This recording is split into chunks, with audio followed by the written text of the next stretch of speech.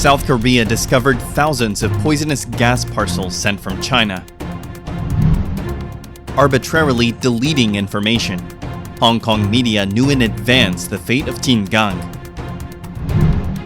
Taiwan held its first drill against a CCP military attack at Taoyuan Airport. Soaring to sinking. Building up in Beijing and Shanghai can cause geological disasters. After the exposure of Chinese factories selling or smuggling fentanyl drugs and their raw manufacturing materials to the US, South Korea also discovered thousands of packages suspected of containing poisonous gas sent from China, causing many people to be hospitalized and sparking diplomatic incidents. According to Korean media, the first mysterious package was discovered on July 20th at a welfare center for the disabled in Ulsan, South Korea. After opening the package, 4 people at the center suddenly felt dizzy and had difficulty breathing. They were immediately taken to hospital. On July 21st, a similar package was found at the Myeongdong Central Post Office in Seoul, prompting an emergency evacuation of about 1,700 people. On July 22nd, a family in Cheonan City, Chungcheongnam-do, reported an international parcel sent from Taiwan containing a strange gas. After the Taiwan Police Department's investigation, it was found that the package came from China. It was transported to Taiwan by cargo forwarding, and then exported to South Korea by air after sorting. On July 23rd, the Korean National Police Agency stated that from July 20th to 5 p.m. on July 23rd, the Korean police received a total of 2,058 reports of mysterious parcels, which were suspected of carrying biological weapons or explosives. Researcher Lin Zhenrui from the International Police Department under the Taiwan Criminal Bureau pointed out that this batch of parcels belongs to the same person, disguised with mysterious seeds and soil sent to Canada via Taiwan 3 years ago. South Korea's foreign ministry told reporters on July 23rd that it has asked the Chinese authorities to identify and explain these suspicious parcels through its diplomatic missions in China. Qin Gang, who had been promoted to a leadership position within the CCP just over 4 months ago, was urgently replaced after being absent from public view for a whole month. The official website of the Chinese Ministry of Foreign Affairs also had yet to update his status promptly.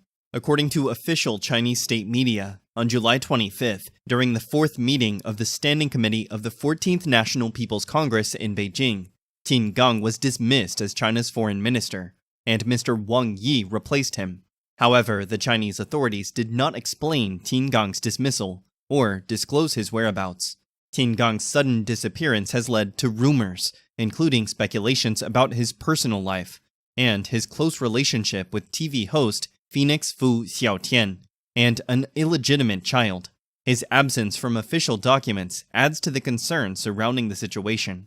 Independent American scholar Philip J. Cunningham mentioned that the Hong Kong media outlet South China Morning Post removed 5 sentences about Qin Gang from one of his articles. He tweeted, "Qin Gang is missing. Not only is he missing from the news cycle in China, but he's missing from my article." As run by the SCMP on July 15th, 5 sentences about Qin were removed without notice from the article after it was accepted for publication. Qin, age 57, has served in the diplomatic system for over 30 years, including 3 postings in London and roles as counselor and ambassador at the Chinese embassy in the UK. At the end of 2022, he succeeded Wang Yi as China's foreign minister, becoming the youngest foreign minister in over 60 years. Recently, British media told a story about the Chinese government informing the host, Indonesia, a few days before the ASEAN foreign ministers meeting this month that, due to force majeure circumstances, Beijing would change representatives, with Wang Yi replacing Qin at the meeting. His absence led Jakarta to make hurried adjustments to accommodate the change.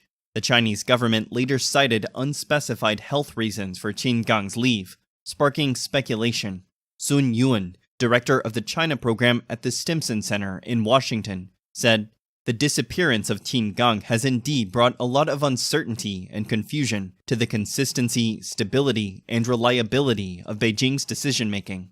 Qin's absence also impacted other diplomatic events. Britain has yet to set a date for the foreign secretary's visit to China, which was expected to occur earlier this month to help mend the turbulent relationship between the two countries. A visit by the European Union's top diplomat, Josep Borrell, to China was postponed until autumn, with uncertainty about whether Borrell would meet Qin as initially planned. Researcher Song Wendi from the China Center for Global Studies highlighted that Qin's prolonged absence could confuse other countries seeking to establish communication channels with China, while searches for Qin Gang on Baidu's search engine have surged in the past week. Any mention of him has been disabled on WeChat posts. Information access, including academic journals, company registries, and economic indicators, has been restricted recently, causing concern among foreign governments and investors. On July 26th, Taiwan held its first drill to simulate the case of Taoyuan Airport being attacked by Chinese regime troops. According to Taiwan News, Taoyuan Airport is strategically important because it is Taiwan's largest air transport hub. That's why the Taiwanese military conducted this exercise.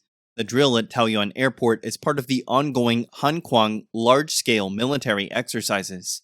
Specifically, on the third day of Hanquang military exercises, the Taiwanese military had soldiers play the Red Force role, entering Taiwan in Black Hawk helicopters in bright red markers. Meanwhile, the Taiwanese military is the Green Force, tasked with protecting Taoyuan Airport.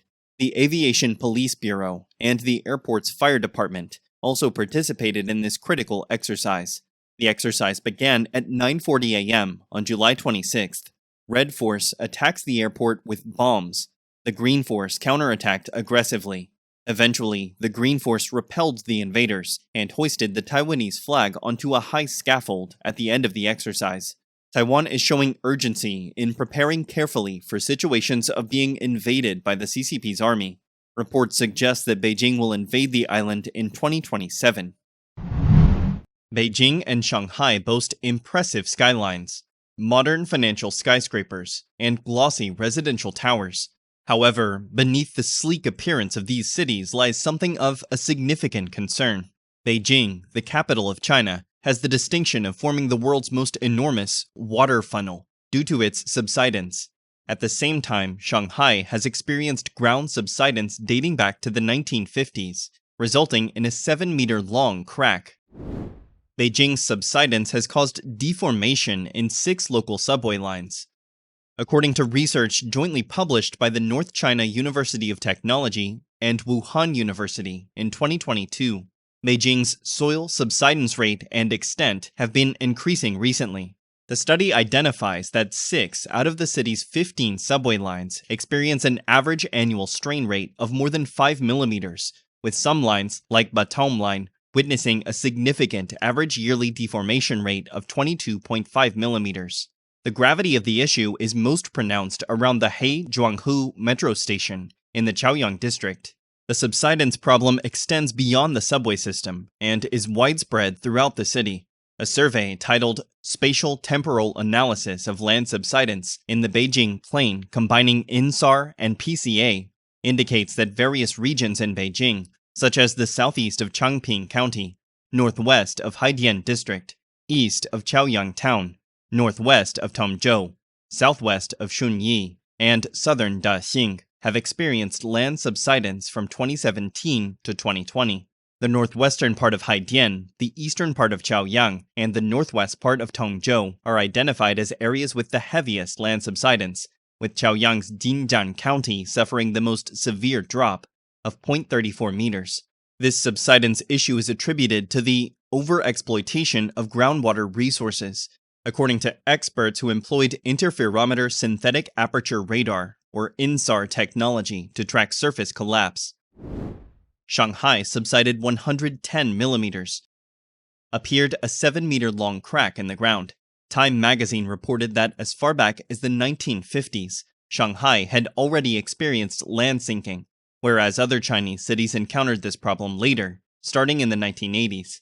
Analyzing historical satellite images, the University of Colorado found that the ground in Shanghai has subsided by 110 millimeters since 1965, and the metropolis's ground level decreased by approximately 3 meters compared to a century ago. More than 50 cities in China, especially those in the Yangtze River Delta, Wenhe-Weihe Basin, and the North China Plain are confronting land subsidence issues. The potential consequences of subsidence are alarming, as accidents like sinkholes and cracks pose significant risks to residents. For example, in May 2012, a young woman accidentally fell into a 6-meter deep pit while walking on the sidewalk in Xi'an City, Shanxi Province. Unfortunately, in April 2012, a woman died after suddenly falling into a hole filled with boiling water on a sidewalk in Beijing. In February 2012, CCTV reported a 10-meter-long crack in the basement entrance of the Shanghai Financial Center.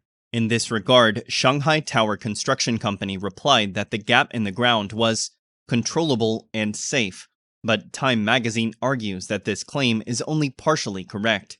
In addition, Jimmy Jiao, professor of geosciences at the University of Hong Kong, also points out that usually groundwater depletion is the key factor.